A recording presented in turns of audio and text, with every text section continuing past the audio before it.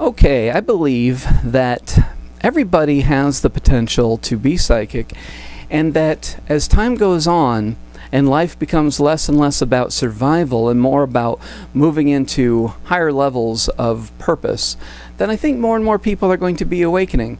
And here are some things I think that you can do to expedite your process. I was an atheist growing up, and until my awakening around the age of 29, I did not believe in psychic stuff. I did not believe in anything spiritual.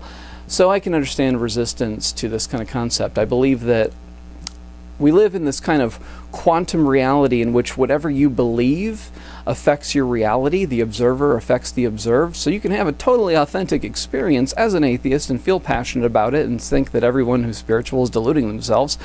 Or you can, if you have an opening, if you show some receptivity, then things might start occurring. For myself, reading conversations with God, using tarot, and experiencing synchronicity and starting to be open to experiencing synchronicity through what song was playing or something going on in a movie or TV show or whatever, and just starting to be receptive to, does this event have any personal meaning as opposed to it being just random and so forth. I believe that what really expedited my process was speaking my truth, living in truth. Clarity comes from truth. And there's a vibration of your ability to perceive reality that is inhibited by holding back in the relationships that you claim to care about. So with friends, family, lovers, whoever it is that you care about in life, you need to be honest. You need to risk being known. And I'd say the vast majority of people are holding back quite a bit. And so even if they have some propensity towards being more clear, they're not going to be receiving as much clarity because it's clouded by their own withholding. So taking the risk of being known and being honest in your relationships is very important.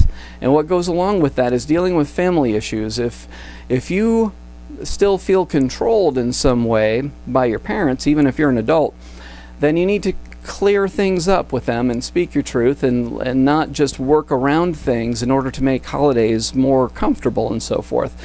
Letting them know who you are is a way of becoming more clear about who you are and letting the world be known, and that might cause conflict, and that's why most people avoid being honest, is fear of conflict. But ultimately, the benefits that come along with being honest and being real are going to be more beneficial in the long run, despite the short-term pain that your honesty causes. I also found that using divination, I Ching, tarot, there's other forms of divination, you can kind of see what you're drawn to, that can really help too. I don't find divination very helpful anymore because I think that I'm being pushed by the universe to rely upon my inner guidance, my own intuition.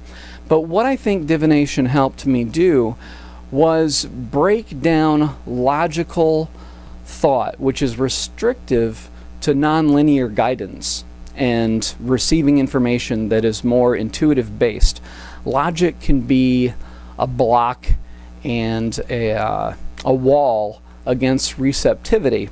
So in working with tarot and showing receptivity to it, I started to see patterns in the cards that were not just able to be described by randomness and so forth. There were certain cards that would come up around certain people or situations repeatedly over and over where it just blew my mind off my knowledge of statistics, and I started realizing, wow, there's some mysterious stuff going on in this world. And so if you can blow out the logic by exposing yourself to divination and noticing synchronicity, then that'll allow you to be more receptive to inner guidance. And it might be that divination serves as a transitional tool in your awakening, because ultimately the greatest gift is being able to know what to do, how to handle any situation.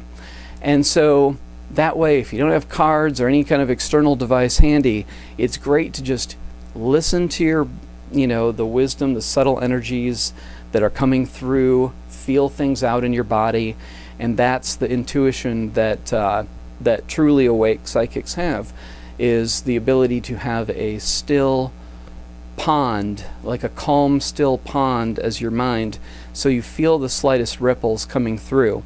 You feel what may be a disturbance, and you know how to respond to that disturbance. So those are some thoughts on how to become more psychic, how to open your third eye, however you want to phrase it. Thanks for listening.